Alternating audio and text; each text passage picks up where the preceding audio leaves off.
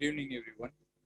It's my great pleasure to invite you all for today's Institute lecture. Some of our friends, colleagues, and students are also joining us through the webinar mode, and I extend my warm welcome to them.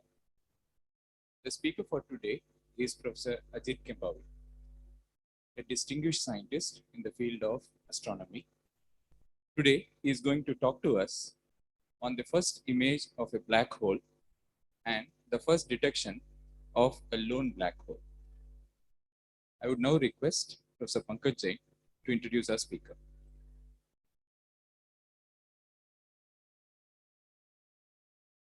Thank you, Professor Rao, and welcome to all of you.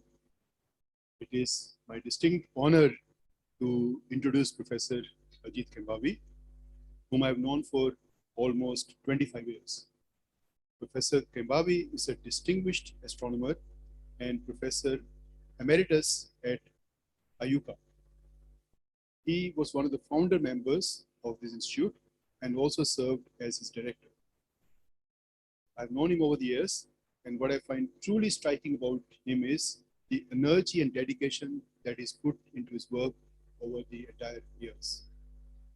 His research interests include extragalactic astronomy, study of galaxies and quasars, high energy astrophysics, X-ray and radio pulsars, application of artificial intelligence to astronomy and biology.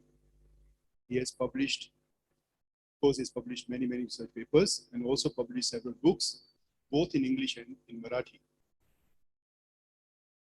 Professor Kembhavi has led the Virtual Observatory India project, which has made important contributions to data management, analysis, visualization, and development of tools for statistical analysis. He is currently also very active, and he is the principal investigator of the recently launched Pune Knowledge Cluster. This project brings together academia, research and development institutes, and industry in Pune to carry out capacity building programs and projects for the betterment of the city in the verticals of environment, health, electric mobility, big data, and artificial intelligence. Furthermore, it includes the Million Galaxies program, which I personally find very fascinating.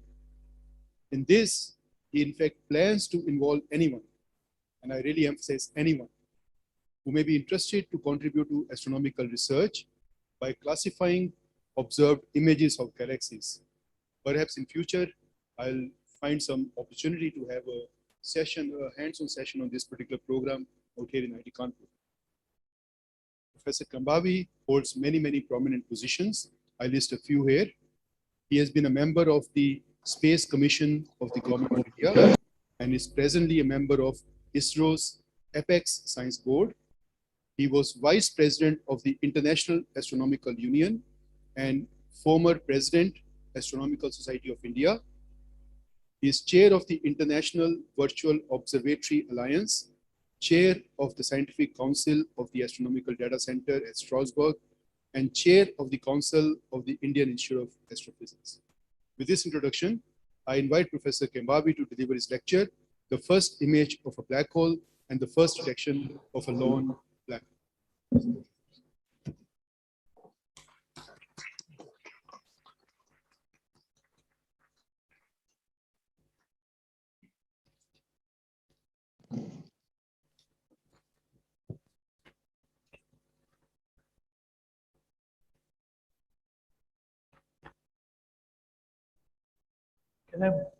Can I move around, or do I have to stand in one place? You can move. I can move. Okay. Good. So thank you very much, Professor Pankaj, for your kind invitation. So in the last 24 months, this is only the second talk that I am giving face to face, and the first talk was the day before yesterday. And so it has the whole paradigm has changed. Because I'm used to moving around freely and talking. And then they were doing a recording, they're doing all sorts of things. So they had to finally tie me down to the table. So that is the only way in which you could. It's surprising how things change. I mean, I must have given 50, 60, 70 talks in the last 2 years. But they're all over Zoom or some other platform like that, which is a completely different ball game. Even the nature of the slides will be. So I'm going to be talking to you about black holes today and the image of a black hole. And I'm sure that you're all quite familiar with the fundamental concepts of black holes. But I'll be I'll be quite qualitative with my thing. But if anybody has more detailed questions, I'll be happy to answer them. So yeah. But then for the whole story begins with the general theory of relativity. As some of you may be aware, the concept of a black hole was there even at the time of Laplace and Michel, 150 years before general relativity, where they realized that the gravitational pull of an object should be so strong that light couldn't escape from it. But there was no problem there in that concept. Because if light couldn't escape from it, something else could escape. So it was the world was not divided between inside a black hole and outside a black hole. And that mainly happened with the invention of the general theory of relativity, which is a theory of space-time structure and gravity all at once. Because the gravity is identified as a property of space-time. And that is why there's a lot of trouble in the theory. So Einstein started formulating these ideas soon after the completion of the special theory of relativity, with which all of us are completely familiar. We have it in our undergraduate days also. And he combined space and time into a single concept of space-time. And then he made the requirement that all inertial frames must be the same. So any physical theory, any inertial frame must have the same form. That was quite all right with electromagnetism. Maxwell's theory turned out to be invariant under special relativity. And then what one could do was, one got very important new insights into the theory. But that did not happen for Newtonian dynamics, and things had to be changed there. And that led to, for example, to E is equal to mc square and the increase of mass with velocity and so forth. These are completely new results. The theory which couldn't be made compatible with special relativity was gravity. And gravity proved very difficult to handle. And one reason was that Newton's law, F is equal to minus g m1 m to the r square, is an instantaneous propagation law. Okay, so whereas here you know in special relativity that nothing moves faster than light. And so Einstein believed that he could do it, but he could not do it, and therefore he had to think more deeply. It went on for 10 years, and that's a very exciting history. I mean, the way he thought about it and how many twists and turns he took. But finally, in 1950, he just published this four-page paper in which the equations were put up. Right, so and that was the end of the story. But as far as the creation of general relativity, but the understanding of it went on for a very, very long time. So what I want to do is that talk about the equivalence principle very briefly, and then see how that leads us to the bending of light. So when you have got the equivalence principle, again, people have heard about it, and it was said by Aristotle millennia ago that a heavier body would fall faster than a lighter body, and it was Galileo who's supposed to have first experimented with it and dropped these bodies from the Tower of Pisa and said no, they fall together. Right, so which means that acceleration is independent of mass. Right, so now it's very amazing that it was Galileo who thought of the principle of relativity, and that became the cornerstone for the special theory of relativity. And this equivalence principle became the springboard for general theory of relativity. Right, so because what happens here is that if you go through Newtonian equations, then it's very easy for you to show that acceleration is independent of the mass of the particle. This was known to Newton. But he did not think too much about it and made no statements about it. And therefore, the time taken to fall through a tight edge is given by this simple expression. But as it happens, about 52 years ago, I had come to IIT Kanpur to appear for an interview for my MSc program. And then I was asked this question to derive this thing, which I had done. I was admitted, but I didn't take it. Okay, so now here, so the consequence, of course, is all the wonderful thing that astronauts do. Because here you've got the spacecraft, which is going around the Earth, and the astronomer is a part of the spacecraft. But they both are accelerated in exactly the same way. So that there's no relative acceleration. And so it appears that the astronaut is going around. And so this becomes, now the thing to do is to take this further and to draw great inferences from it, and which is what Einstein did. So the idea here, Einstein's idea, is that you start in an elevator in gravity-free space. There's really no gravity-free space because you've got the metric of cosmology there all the time. But you can move far from the body, let's say there's not much of acceleration.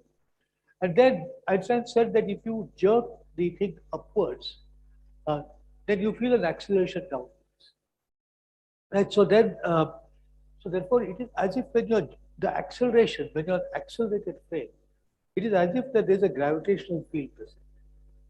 On the other hand, if you are in the gravitational field, for example, we have got lifts all over the place now, and you cut the cable, it starts accelerating down, and the people will momentarily float. After that, of course, they will crash, but momentarily they will float because the gravitational field has disappeared. Now, a gravitational field will disappear everywhere if it is uniform. There are the straight lines of the field. But if it's a curved field, like on the surface of the Earth, then it disappears only locally. So now, once Einstein thought of this, then he immediately drew a very important inference.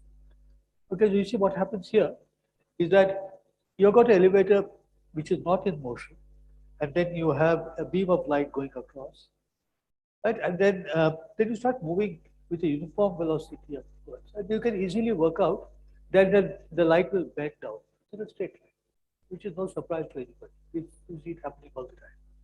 But then supposing you accelerate the motion, then it will move into small segments of straight lines which will appear to be curved. And that is exactly how a massive particle will also move. So Einstein concluded from this, because of the analogy between acceleration and gravity, that a beam of light, the trajectory of light will be bent in a gravitational field. So it was actually a leap of the imagination, but it had already been made twice before. So this is a nice thing from a letter from Einstein, the 10th of August, or 10th of October 1913, read to a friend, where you can see, he has drawn this bending of light in the gravitational field. Then he actually calculated it using Huygens principle, and then he derived the deflection to be suffered to be 2 gm. This is the mass of the sun upon RC square. So where the beam of light is grazing the surface of the sun, it is as near as the surface of the sun as possible. Right? So then it turns out that Cavendish, the same Cavendish that we hear about in our school days and college days, and he and Soldner had derived the same result. So which would mean that the bending of light is present within Newton's theory. And of course, you need to assume that the thing of light is affected by it. Here, these people did not have the equivalence principle, but they treated it like a particle which is attracted by gravity. Right? So then, Einstein wanted this to be observed, but they failed, the attempts failed. They did not take off at all. In fact, they did not fail. And it was a great good thing. Because this expression is wrong. And the real one is 4 gm by c square. So if people had made this measurement and said that Einstein is wrong, then you would lose a lot of credibility. His theory the theory was not ready yet. So now let us see how this leads to the formation of the theory. And some of you at least should know that within special relativity, when you combine space and time together, okay, then you can write down. So this the dx square plus dy z square dz square is the metric, the length of a line element in flat space. But if you have space and time together, then this is the line element. And from this, all kinds of inferences can be drawn. So now this is in an inertial frame. But what happens if you go to an accelerated frame? And you can make these transformations very easily. And then in an accelerated frame, you find that this is the expression. So here you see that all the coefficients are constant. And here this coefficient is not constant. Right? And one could derive various inferences from this. So now if you say that acceleration is equivalent to gravity locally, and if the presence of acceleration changes the metric like this, okay, then it would mean that maybe the metric tensor, this is the coefficients of the components of the metric, diagonal components of the metric tensor, is that the metric tensor is the basis. And it is from the metric tensor which determines the geometry, also determines gravity. Okay, so it took a long time to come to this conclusion because various other things were tried. So then when you formulate the general theory of relativity, it is that, first of all, there are no privileged frames of reference. The inertial frames lose their meaning. And matter curves space-time. That's the prime idea. And so matter meaning matter and energy will curve space-time. And then particles will move along the geodesics of the space-time. So what are the geodesics? Is that along the, in flat space-time, you've got a straight line. So you know that particles move along a straight line. So when you've got a curved surface, they move along geodesics. So which are the lines of, you can apply the principle of least action. So you can say the delta S is equal to 0 the action, and then you can derive that it must be a geodesic. Okay, and then the metric tensor describes the space-time structure as well as gravity. So when you do all that, and then it took a lot of time for him to come to these equations. There were several false starts. And these are very complex equations, non-linear partial differential equations, highly coupled. And on the right-hand side, you have got the energy momentum tensor. Okay, so it means that the effect of energy and momentum. And then on the left-hand side, you have got all these tensors. And solving these equations, of course, is a formidable problem. And then this is the geodesic equation. So if you solve these equations, then you can say how particles will move in this gravitational field. And then photons have no special, the only special thing about photons is that they will move along null geodesics. That's all. And particles will move along time-like geodesics. Right, so it's a fairly straightforward. So now given the theory, you need to make predictions for it. And those predictions, one is the gravitational redshift, the bending of light, and then the precession of the perihelion of Mercury. So just for the sake of completeness, let me first quickly go through these two. So this is the gravitational drift is very easy to understand. If you've got a photon which is moving against a gravitational field, then it must feel the potential, the gravitational potential. So it must slow down, but it can't slow down because it must always move with the speed of light, the constant speed of light.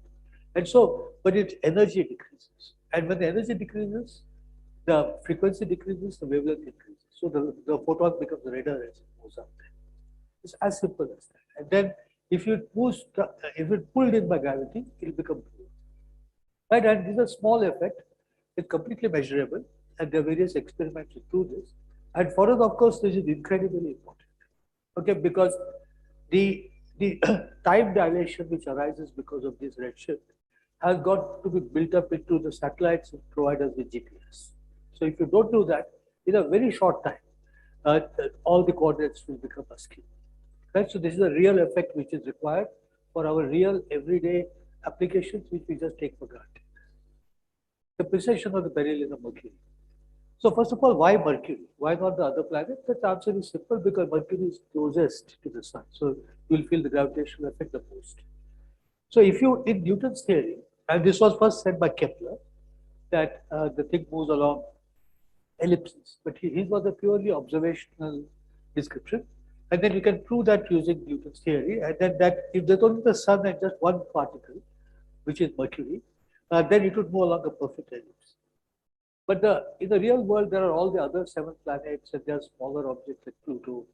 Okay, and then the sun is not a perfect sphere; it's not a point particle. It's an ellipsoid.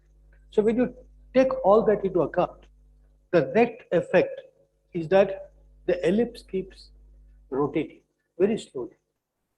Okay, and that is called, because then the point at which it is nearest to the sun, which is the perihelion, that changes its direction. So we call it precession of perihelion. And the total effect is 532.3 arc seconds per century. 1 arc second, of course, is 1 upon 3600 of a degree. A very small effect. But the interesting thing is that even not in the past century, even the century before that, people could actually measure this effect. And then it turns out that all known sources which could lead to this perihelion can explain it except for the remaining 43 arc seconds per century. That was what no one could explain it, and Einstein derived even before the theory was complete. When you had only an approximate form, he was able to show that it completely agrees with it. And there is no new constant, which the only constant in Einstein's theory is the same constant as in Newton's theory. Right? So this was a very great prediction that the theory made, right? But the one with the bending of light, that is what is much more discernible to people. That is what made him really famous. Okay, so how much is this? So this is 4 GM by C square R. You'll see that the colors are changing. That is because we have transferred the thing from my computer to your computer. So please excuse me for that. The colors were different there. And so it is 4 GM by R, which is about 1.75 arc seconds per century for a ray of light which just grazes the surface of the sun. So this is measurable, but you can't see the star which is behind the sun because it is just blacked out.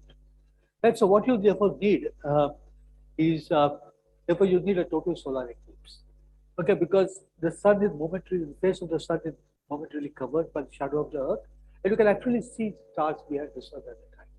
And as it happened, there was going to be a solar eclipse on May 29, 1919, and which was 6 minutes long. And then that particular eclipse, so the person who pushed the observation with that eclipse was Arthur Stanley Eddington. So he was a great astronomer. He made very fundamental contributions he transitioned from astronomy to astrophysics. So when he started working, people did not even know whether stars were made up of liquids or gases. Very difficult for us to believe, just over 100 years ago. Okay, then he really helped with this understanding. Then when in 1915 the World War was on, but he depended on colleagues in Holland who gave him the papers, and then he translated them, and then he really liked the theory, and then he started convincing his yeah, this is for that. Yeah, these are some of the things which Eddington did. Stellar structure, radiation pressure, and so on. It's a very nice picture of Eddington and Einstein talking. And here's another very nice picture. I'm really interested in seeing this one. You see this Einstein, this Ehrenfest. Many of you must have heard of Ehrenfest. And then this is De Sitter, who was a cosmologist, and he gave the first cosmological solution soon after general relativity is given. And this is Eddington. And this one is H.L. Lorentz. So we all heard about Lorentz transformation for a long time.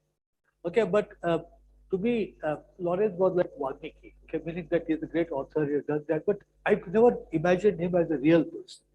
So when I saw this photograph, I said, yes, he's like us, and then he was alive well into the 20th century. Right, so this is Eddington on Time magazine, because he became very famous. And so you come to this eclipse, and there's going to be several stars from the highest cluster there in the eclipse. And the eclipse went from South America to the African coast, the West African coast. And so one team went to South America, the other to an island, Principe and Sao Tome. They went to that island because it's all, you have to hedge your bets because you are doing astronomy. In daytime astronomy, nighttime astronomy, there can be clouds and then you can't see anything.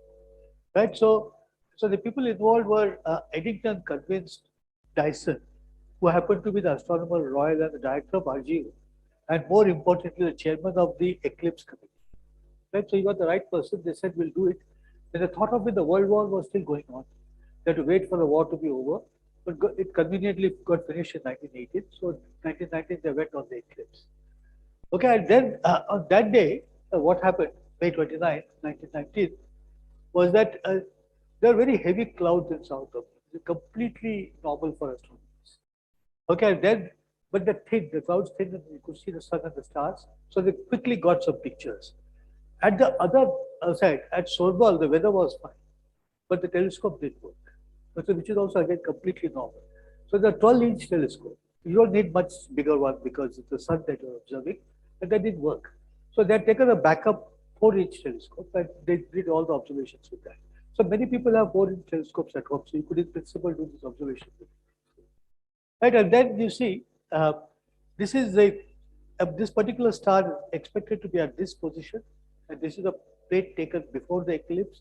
And on that, they are superposed the position of the star. You see that it has moved. That's a beautiful verification. And then, because you've got this formula here, as you go, it's not just one star, there's several stars in the field. As they move away from the sun, the thing will become, the effect will become smaller. And then you have to take into account things like when the focal plane is not really a plane, then what happens is that as you move along the focal plane away from the sun, and then the distance between the stars increases. Okay, so all that has to be folded in, and it did that. So you see the results here. These are 2, 3, 4, 5, 6, 7 stars, and the thin line is the best fit line, and this is from the original paper by Eddington. And then this one, the dotted line is the Newtonian relation, and then this heavy line is a prediction of general relativity. So you see that the points are completely consistent with the prediction of general relativity. So now that information spread like wildfire, and these are two big newspapers. This is the Times of London, and this is the New York Times. And see all the sensational headlines are there. And Einstein became a very Einstein's theory triumphs and so on. So the question is, the big question, were those measurements correct? There's no kind of problems, so the analysis done properly. So this was redone. And when you come to the modern times, the analysis was redone. And so what happens there is that there's a copy of the Sobral plate, one of the plates. We use modern image processing techniques, image restoration, noise reduction, and removal of artifacts. Okay, which is all very straightforward to do now. And then you see the image is much cleaner than it was before. You can see the stars' positions. And when the measurements are made, the 4-inch lens measurements, the 1919 results were 1.98, now it is 1.90 because of large error bars. And the other one, the astrographic lens, 0.93, which is quite small, and now it is 1.55, which goes 1.75. So the results are quite consistent. But that is not, you don't have to depend only on that experiment done in 1919. There are other experiments here to be done. So you'll see here that these are the error bars in 1919. And then as you move forward, the error bars are decreased in size. There are different techniques being used. For example, this is with the radio astronomy VLBI technique. And currently, in 2010, when you have got the last result here, so you see that the error bar is about 10 to the minus 4. The error bar is what? So you've got this expression here on the top, and in that expression, you'll find that the gamma there. And if gamma is equal to, gamma is one of the parameterized post-Newtonian approximation. So you can expand the metric theory into higher order terms, into 0th order and higher order terms. And then there are several constants which give you the results of experiment. And in this case, you've got gamma. And if Einstein's theory is correct, then gamma must be equal to 1. Okay, for other metric theories, gamma is different from 1. And you see here that it is equal to 1 to within 10 to the minus 4. So the great vindication of this result. So now Einstein derived various expressions for this in 1930. He had various ideas. For example, gravitational lensing. But he believed that none of these ideas are ever going to work out. Okay, because the effects are very small and they couldn't be done within the solar system. You needed to go very far. And those were unimaginable observations at the time. But let us see what's happening with us. Now, first of all, look at this kind of lensing geometry here, where what happens is that there is some gravitating object here, which could be a star, which could be a galaxy, which could be a cluster of galaxies. So this is called the lens. And now there's another star here. So in the case of Eddington's experiment, the lens was the sun, and the highest cluster star was the one behind. And so now you see that we have seen that it bends a ray of light.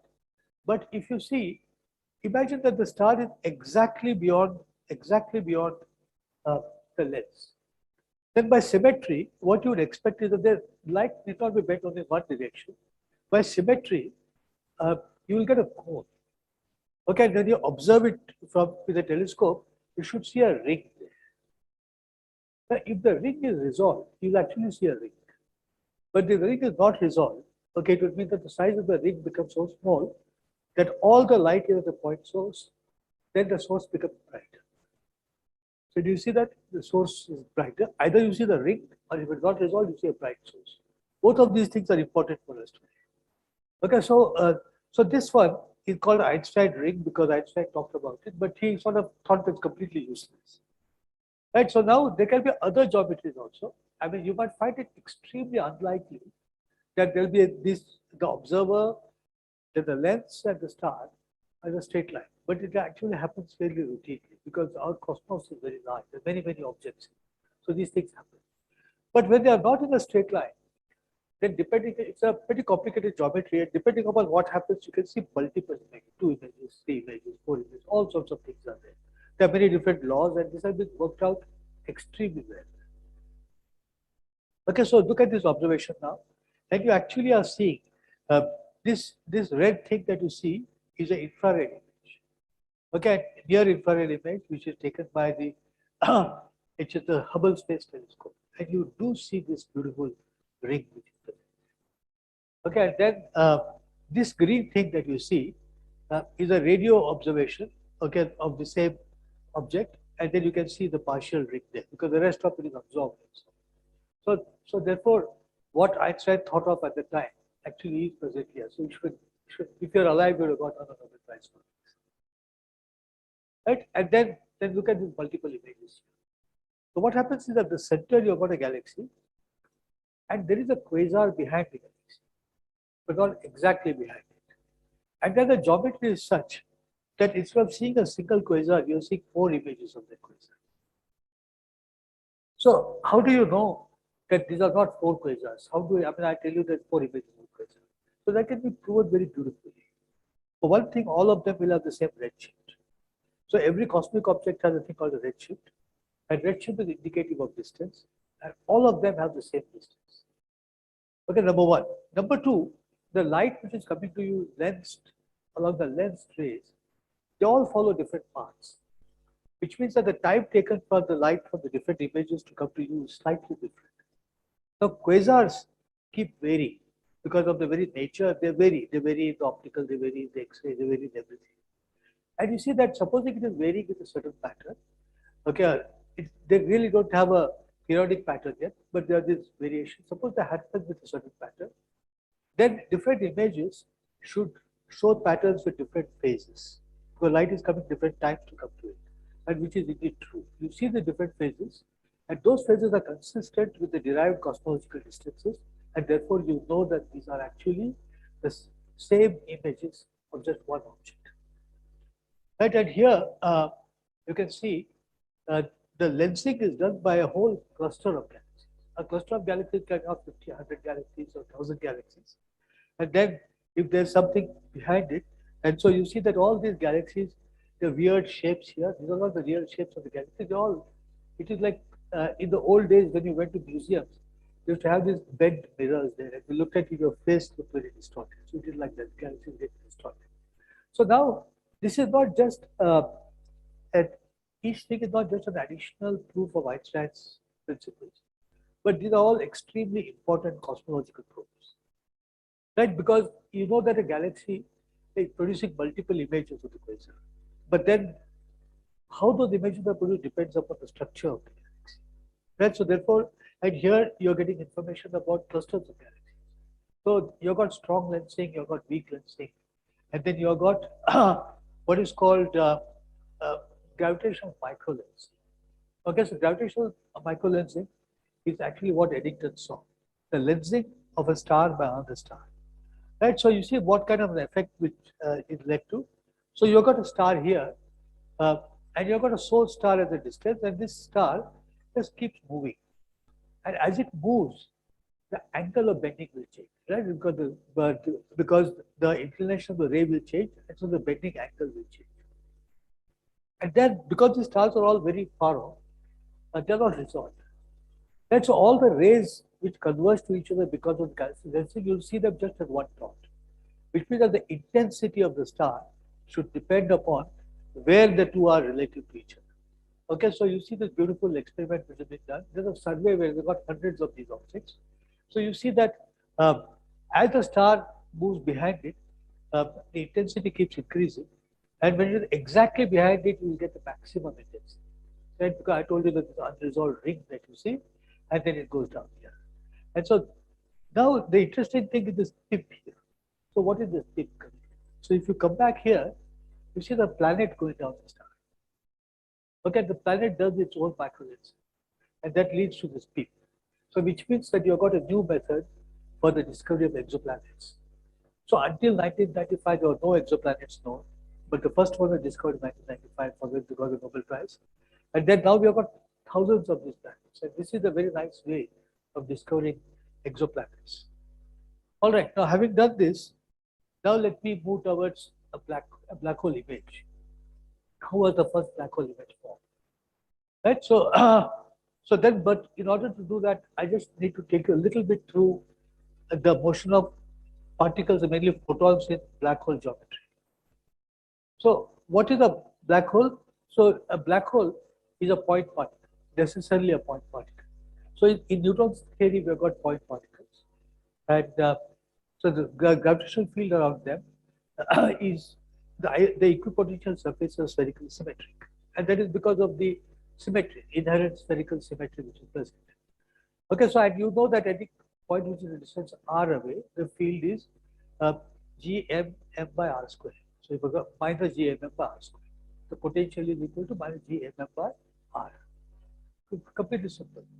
So now in Einstein's theory too, if you have got a point particle, then because of symmetry, the equipotential surfaces must be spherical, right? But what happens here is that when you are at a great distance from the point particle, then what will happen is that you are in the Newtonian regime, which is completely expected, because Newton's theory is a highly successful theory. So when you go very far, the gravitational field becomes, you've got the Newtonian surfaces. As you come closer together, you get all kinds of effects. Real weird effects start when you hit the Schwarzschild radius. Okay, it's equal to 2 gm by c square. For the sun, it is 3 kilometers. But the sun Schwarzschild radius doesn't mean anything because the sun is filled with gas. Okay, but if you've got a point particle, okay, then it matters. And you can really have point particles because of gravitational collapse.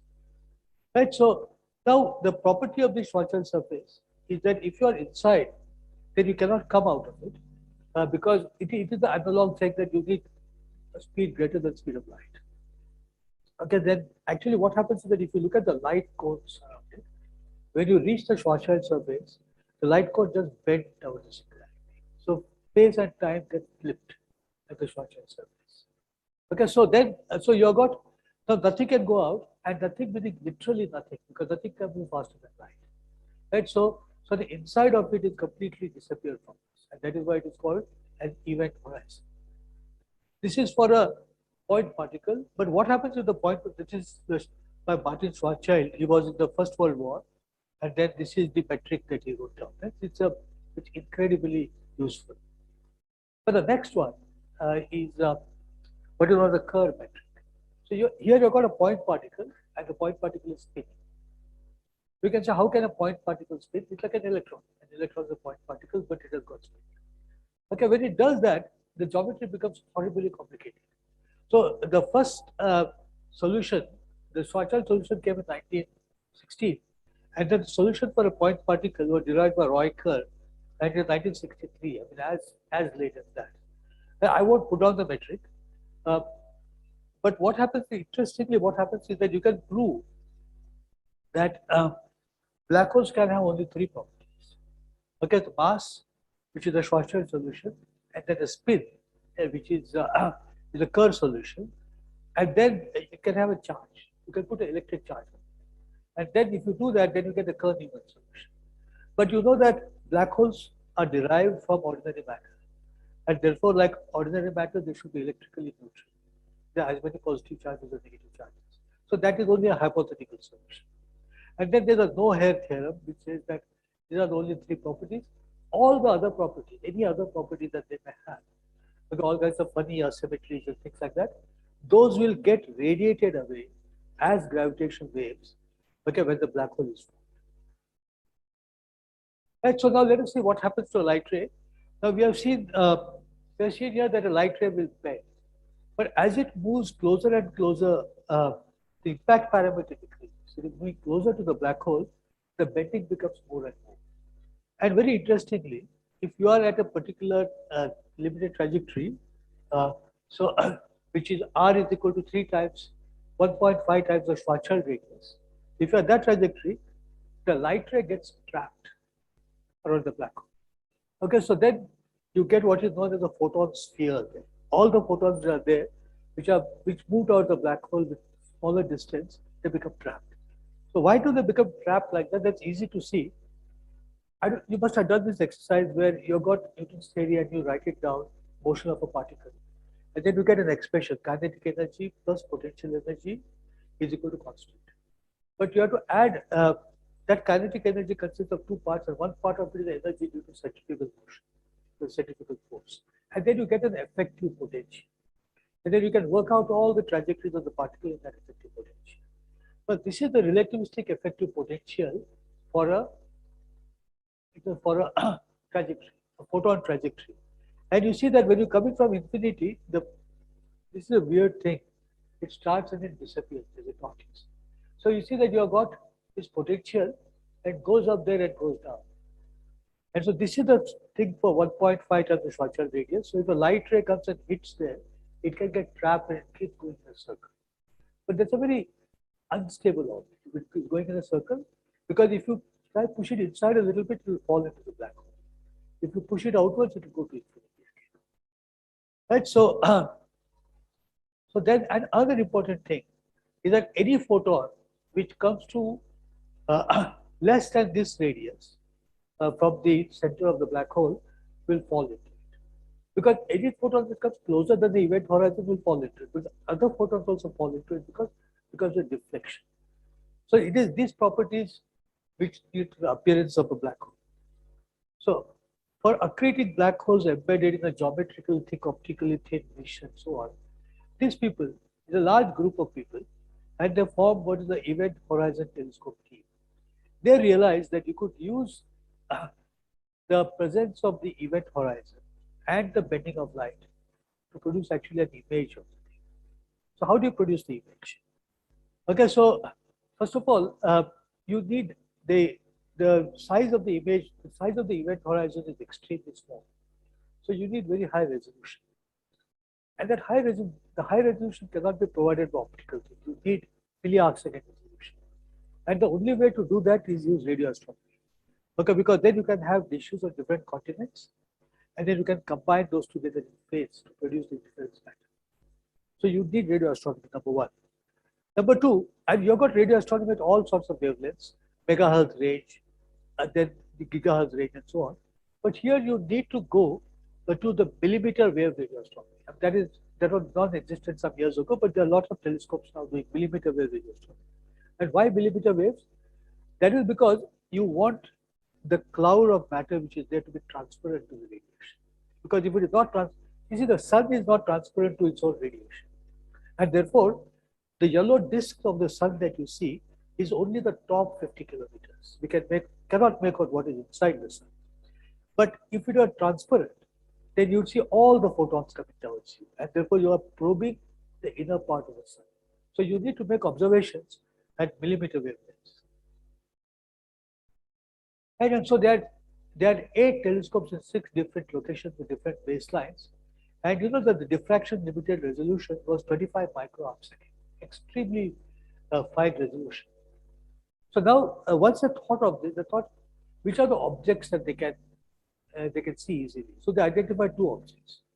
One object is this one is a galaxy called M87, and it's fairly close to us. Only this is like 16 megaparsec away. So a megaparsec is 3 light years.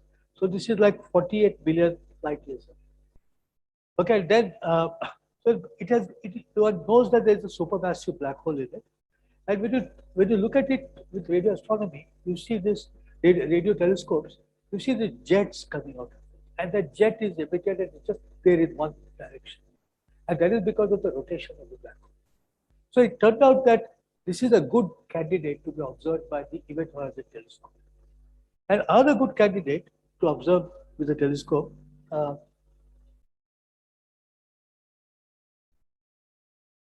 can't.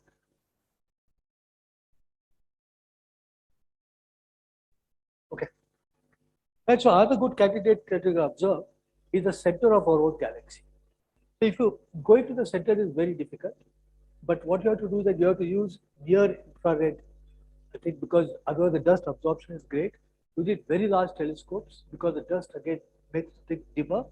And people have been observing it for 20 years. And then they looked at one star here called S2. The field is too crowded for me to. Yeah. And when they followed the motion of S2 for 20 years, okay, and you see that the motion of S2 and this Sagittarius A is where you expect the supermassive black hole to be sitting. And look at this incredibly beautiful elliptical trajectory. Right, in 20 years of observation, and this is exactly what Kepler did 400 years ago, more than 400 years ago. They looked at the thing of Mars and said that, look, it's an ellipse. Except that Kepler couldn't determine the mass of the sun because the Newton theory was not yet done. And we can determine the mass of the object, and it turns out that it is about 4.3 million, 4.3 million solar masses. And then the interesting thing is that the latest observation shows that this ellipse is also precessing, just like Mercury. And so then you observe this hole, then it turned out that our galaxy would be, it would be better to observe it, except that there will be a lot of complications because of the crowding of the stars there and the high resolution that we have. And it's going to take a longer time to analyze the data. So they have first released the data on the M87. And you see that this is the image which has been released here. And this is, so they say that this is the first black hole image. And when I actually saw this for the first time, I was very confused because of the following reason. I will just look at the next one. This is a galaxy called NGC 4261. It's a very silent, innocent looking elliptical galaxy. But it has got lots of things in it. It has got a jet, and we have worked on it for some time, and it's got a big radio jet inside. And with the Hubble Space Telescope, when you observe the central region, you see the disk. And you see that this is uncannily like the black hole image, except that this is on a much larger scale. So what you have got here is a supermassive black hole sitting here. It is not resolved in any fashion. And then you have got a disk of dust around it. You've got a bright region with a disk of dust around it. And so what you are seeing here is not that. So it took me a long time to understand this. And the best way to understand it is to go to a paper which was written 20 years before and which had done this theoretically. And they give a very nice explanation. Just imagine that there is an illuminated screen behind in the sky. And we have a black hole between us and the illuminated screen. Okay, then what will happen? When you do that, when you look at the illuminated screen, then the rays of light from the illuminated screen which hit the event horizon, we will not see them properly. So they should be completely cut off. Right? So then you should see a shadow there. Then, but now what happens? So that gives you the understanding of what is this dark shadow. But then what is the ring of light? That is because of the bending of light.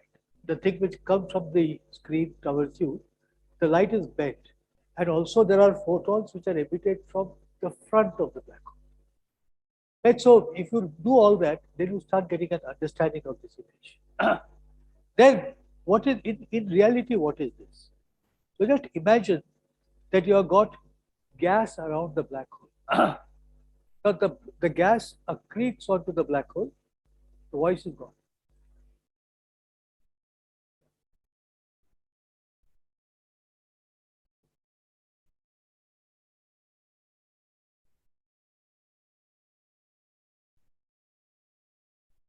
Hello?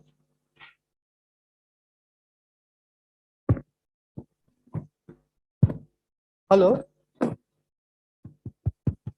Yeah. Can you hear me now?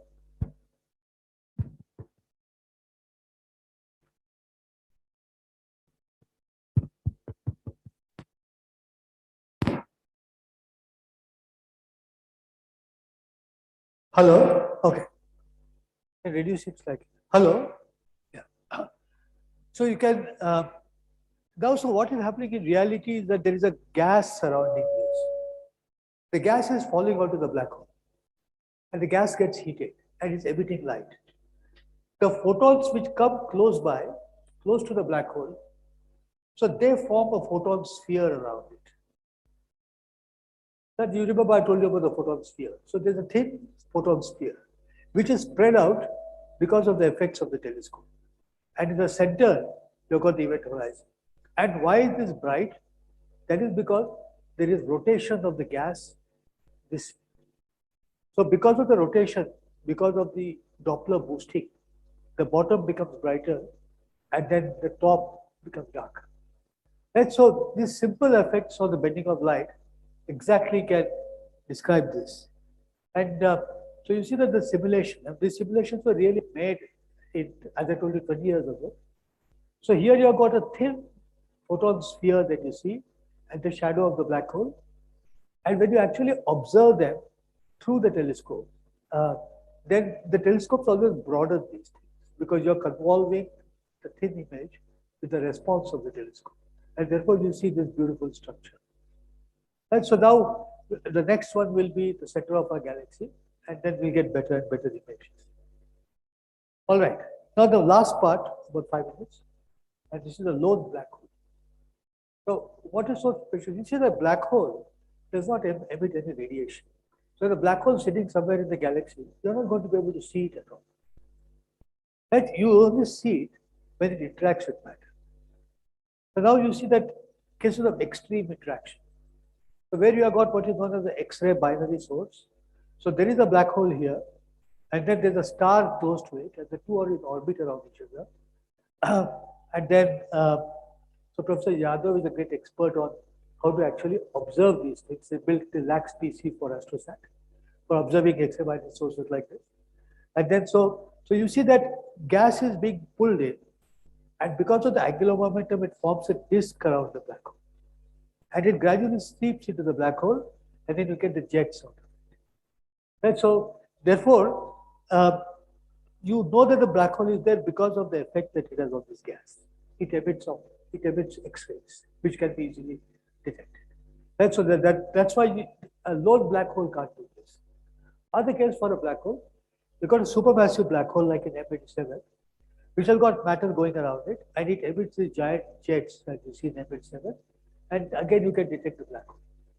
But how do you detect a lone black hole? And that is where we go back to our gravitational microlens. So you've got a black hole, you've got a star here, and a black hole is just walking past. Right? So you know already from examples that I've given you that as it moves across the sun, across the star, the intensity of the light will change. It will go to a maximum when it actually is there. And so some people have done detailed calculations for this. And then, so you got here the intensity going up. And another interesting thing, you can't see it only here, unfortunately, is that the position also changes. Because just imagine the black hole is here, star is there, and light is being bent this way. But as it moves there, that will get this way. Right? So the position, just like Eddington's star, Eddington's experiment, to see the position, change the position. So the position changes like this. Now, the point is that how do you know there's a black hole? So for that, people have carried out surveys, and they observe the variability of a large number of stars, and some of them show this pattern. And when this is the pattern, then you know that it is microlensing which is taking place. But in most cases, you can see the other star. So then you know that it's a star microlensing other star, which is no surprise. But here, in I think paper which was published, Kailash Sahu is a very senior astronomer of the Hubble Space Telescope. And the paper came out just a month ago. It is not yet refereed. It's just there on the archives. And then you see that what happens here is that they actually saw this effect taking place. And so there is this intensity which is going up exactly as predicted. This is just a zooming in on the intensity. The lensing, the position also changes, but it's a pretty complicated thing, so I'm not showing it to you here. And then you don't see anything in the field of view. So it's a dark object. If it is a dark object, what can it be? If it is a white dwarf, it has to be compact, it has to have strong gravity. It is not a star. It can't be a white dwarf because a white dwarf will be visible. So then it can either be a neutron star or a black hole. But many of you would know that the limit of 1.4 solar masses on on a white dwarf because of the Chandrasekhar limit. Similarly, there is a limit of about 3 solar masses on a neutron star. And then you see that through the detailed modeling, I mean, I showed you here that there is a theoretical prediction. So here the observations have been, as you can see, been fit to the theoretical predictions, and therefore you can infer the mass of the object, and it is 7.1 solar masses. Right? So there is no way in which it can be a neutron star, and therefore it stands to reason that it's a black hole, and it's a lone black hole, and it is not rare. I mean, you've got tens of millions, maybe hundreds of millions of such lone black holes, because you've got hundreds of millions of neutron stars in the galaxy. They're all over the place. Right? But this is the first time that one has been detected. Right? So, thank you.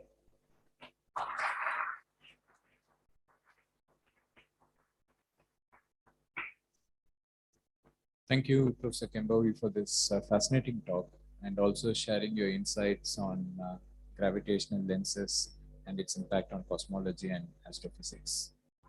The floor is now open for questions. There is one in the chat box and Q&A. If you can just read that. So the question is, if the light rays get trapped, how can we see the photon sphere? Yeah, that's a very good question. But as I told you, you see that you've got that potential if you see, and the ones on the photon sphere are just sitting there right on top, which means it's by definition an unstable orbit. So the slightest perturbation, some of the photons would escape. Some would fall into the black hole and some escape to us. And then there are some photons which are coming from just outside the sphere. So therefore you see the ring. Any questions from the audience?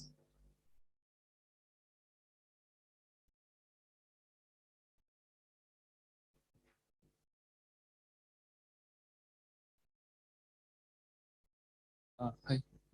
So I understood why the black hole image should be a ring with a shadow in between.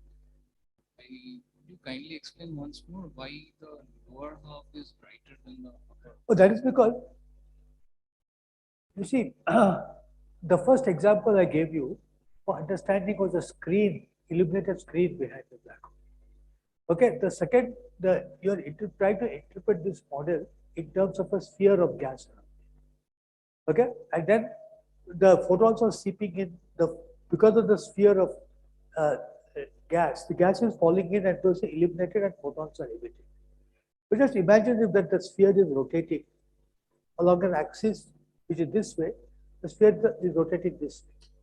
Okay, then the bottom of it will be moving towards you. So it is Doppler boosting by special relativity. So you see it is brighter. The top is moving away from you, it is faint. So you might think that this is a very artificial situation where why the sphere there and why is it rotating?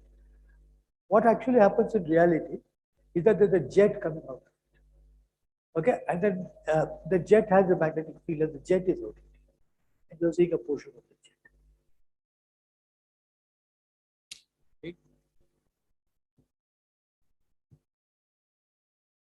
So it could also happen that we might get the upper half as a brighter one if the rotation is in the other. Yeah, if the rotation is on another scale, then you see the upper half. So it's just that if the jet is moving in one direction and the jet has a swing like this. Okay, so now as you observe more and more cases, you will get quite different geometries and then you will get different images. Thank you. Right? So what one actually does here is that there's a fascinating thing called GRMHD. That's a general relativistic magnetohydrodynamic solution, which is what you need to do for this. And then you make all the models for different things. Then you compare them with each other. Thank you. Hello, sir. Sir, what is the speed of black hole expansion? What is the state of Speed. speed? What do you mean? Black hole expands basically. So what's the speed or what black hole is traveling, black hole is expanding, what's the speed of that?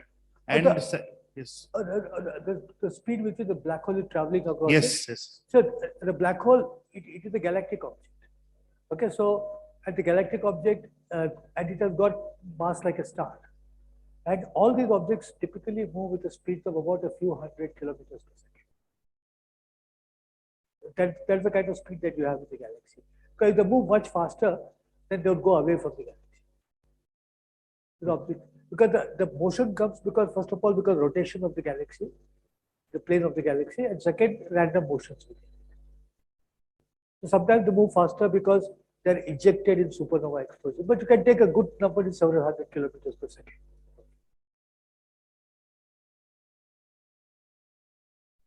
On the chat box, can I read that? Can you read? Yeah. Yes, it says was the first image of black hole was made computationally using various observations and prior knowledge about universe images. No, it is indeed taken directly with the telescope. That's what I told you, that there are 8 radio dishes observing at millimeter wavelengths, and it was taken directly, the right image which is taken. So it has to be processed, and then it is compared with the computationally generated images, just for the understanding. There is one more question there. What happens to all the light and matter that black hole absorbs? It keeps adding to its mass. If just wouldn't that lead to an ever-growing black hole eventually absorbing everything in space? Yeah. See, first of all, these supermassive black holes, they've got masses ranging from a few million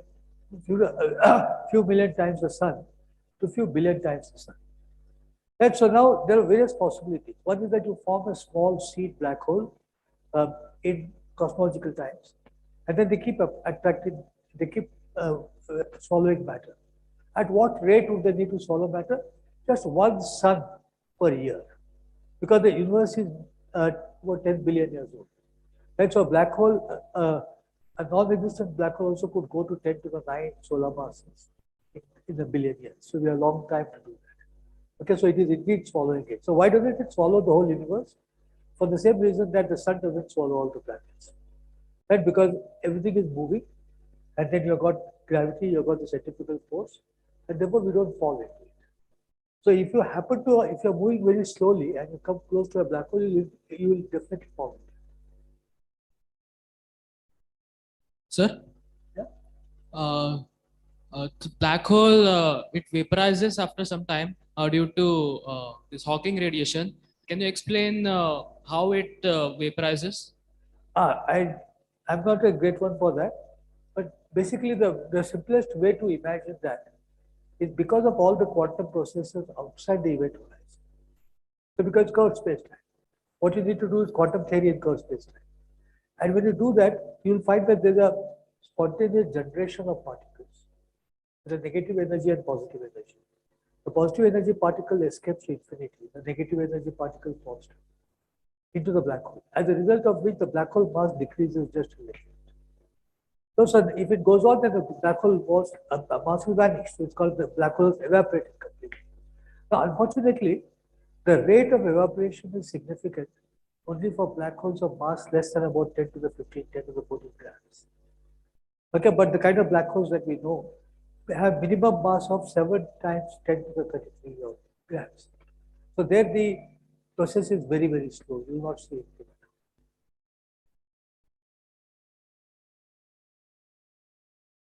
Sir, so what would happen if two black holes interact with each other?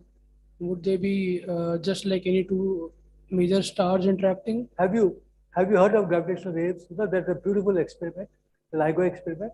So what happens is that if you have got two black holes which are going around each other, or any two objects, for example, the X-ray binary that we show, it will be emitting gravitational waves. Okay, and then the gravitational waves, but the rate of emission is very small. So when you have got two black holes going around each other, they'll keep emitting gravitational waves. And then at a very slow rate, the orbit keeps shrinking. Because when you emit waves, your total negative energy becomes larger, your energy becomes more negative, and therefore your orbit shrinks. And then they come close to each other. When they come close to each other at some stage, the process becomes extremely violent. And the first such gravitational wave detection which was made in 2015, the black holes merge together in 0.7 seconds. Okay, and when they merge together, they emit gravitational waves. And they emit gravitational waves with a certain pattern, which one of the first persons to talk about was Professor Vishweshwar. Okay, and it is called a ring down effect. And you get the ring down effect. So that has been completely detected. But the thing is more spectacular if it is two neutron stars which merge, not two black holes, because then you have got real mass there. They're not black holes, so matter can come out. Okay, before they enter the Schwarzschild radius. So you get all kinds of electromagnetic effects. So now about I've forgotten how many, maybe about 50 such detections have been made where the LIGO gravitational wave detected.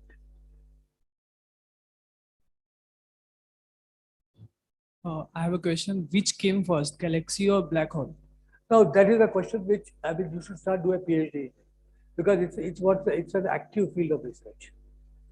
Okay, so whether you form with seed black holes and then because the matter accretes onto it, you get the galaxy, or you just have these blobs of matter, and then the black holes are generated inside. How do you generate a black hole? It is because as the stars evolve, they form neutron stars or black holes, and these are massive, so they slowly sink to the center of the galaxy. They merge together and form larger black holes, and then it starts attracting gas. So it's a field for active research. Okay, right? Good evening, sir. Yes. Sir, I have a question. So you showed us one picture in which there were 4 reflections of a quasar behind a galaxy, Yes. but that was like way back when we did not have a fully developed picture of a black hole. Yes. But now, since we have a fully developed picture of a black hole, how are we sure that it is a black hole only and not a quasar? No. See, it is like this. It is in fact what is called an active galactic nucleus. Okay, so when you talk about quasar, the current picture is that quasars are the nuclei of what are called active galaxies. And active galaxy is a galaxy which emits far more energy through other processes than stars. Okay, there you say that you've got a black hole. So what happens is that now you are going deep down into that galaxy. You are left the galaxy behind, and you are getting an image of the black hole itself. Right? And the image that you see is a byproduct of all these lensing, bending of light, event horizon, everything. It all goes into the model. Right, that is why it's distorted and blurry. Yes, yes. Thank you, sir.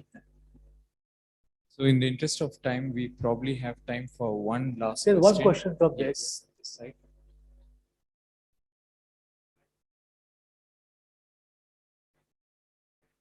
The black hole. Why can't the matter also form similar patterns? Okay. So actually, matter also can do that. If you look at the potential for matter, I showed you the potential for a thing is like this. So either there's only one point at which you can have a stable orbit. If you look at the potential for a massive particle, a photon is a zero mass particle. If you look at a massive particle, then the potential starts from far, it goes up like this, and then it goes down. Okay, so what happens is that you can have unstable orbits at the top of the hill, but you can have stable orbits at the bottom of the potential. That would be a perfectly circular orbit, but if you give it with the angular momentum some energy, then it becomes elliptical. Right? So, I mean, it's all there. Thank you. I'm sure there are a lot more questions, and you can write to Professor Kembhavi, and I'm sure that he'll be happy to write back to you. So, you have a question?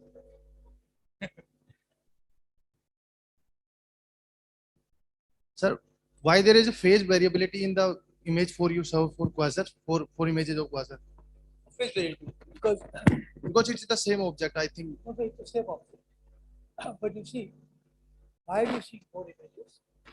Because the light is coming to you from 4 different points. You agree? If you have only one path, you will see only one image. Now the length of each path is different because one is going this way, the other is coming this way. And so the length of each path is different. So time taken is different. So if the quasar varies, okay, each one will vary in its own phase.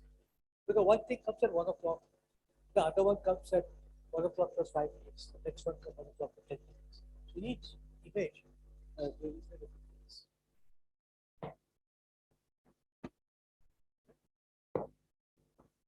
Thank you, Professor Kembhavi, and let's put our hands together once again.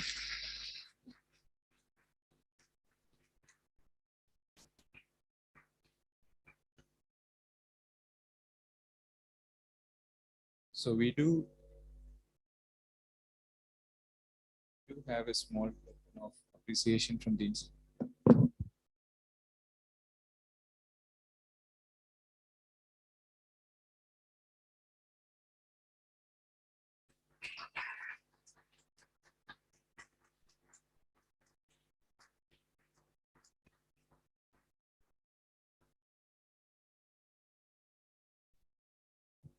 I'm sure it was a great evening to listen to this very impactful talk. Thank you once again, Professor Kembhavi, and thank you all the students and colleagues for your active participation. And with this, we'll close this session. Thank you.